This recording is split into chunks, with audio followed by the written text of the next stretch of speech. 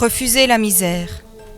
Les plus pauvres, premiers acteurs de cette lutte, y résistent tous les jours depuis toujours. Les plus pauvres, ceux que la société considère comme incapables de travailler, de gérer un revenu, jusqu'à les considérer comme incapables d'être parents. Tout simplement, incapables d'avoir une pensée et une intelligence du monde.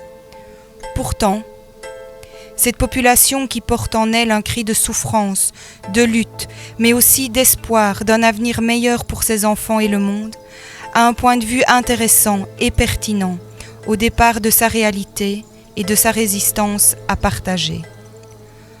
Comment, dès lors, permettre l'expression collective via le rassemblement et la prise en considération du point de vue et l'analyse de ces premiers concernés? C'est le défi du mouvement militant Lutte, Solidarité, Travail. Nous résistons autant que nous pouvons. Nous nous rassemblons entre nous pour lutter.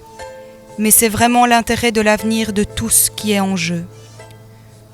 Notre appel à une mobilisation est une responsabilité d'avenir pour tous.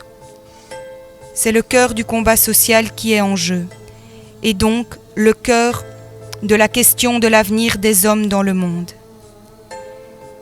Éviter d'entendre l'appel et l'analyse des plus pauvres, passer à côté de cet appel à la solidarité, c'est continuer dans le même modèle, c'est jouer à faire semblant.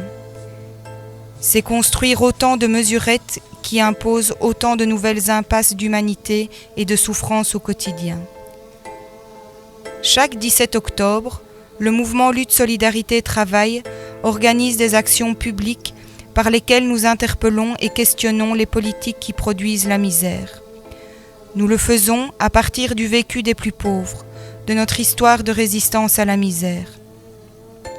Oser dire le constat qui est le nôtre, et puis, ensemble, en construire une analyse à partir de notre point de vue, témoigne d'un engagement, d'une intelligence des choses et d'un courage qui mérite toute l'attention de tous les décideurs. On mesure mal, d'un autre point de vue, combien coûte pareille audace, après des années de mépris et de condamnation.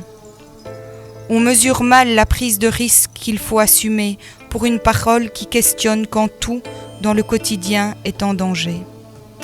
Dans nos rassemblements, depuis quelque temps, nous avons fait le constat et l'analyse que les législations en matière de lutte contre la pauvreté tendent vers toujours plus de répression, de plus en plus de conditionnalité, de contrôle et de mépris supplémentaires. La criminalisation de la pauvreté, c'est notre appel ce 17 octobre. Nier aux plus pauvres la capacité d'être parents, c'est une répression intolérable. Imposer plus de conditions pour accéder aux droits fondamentaux, c'est de la criminalisation.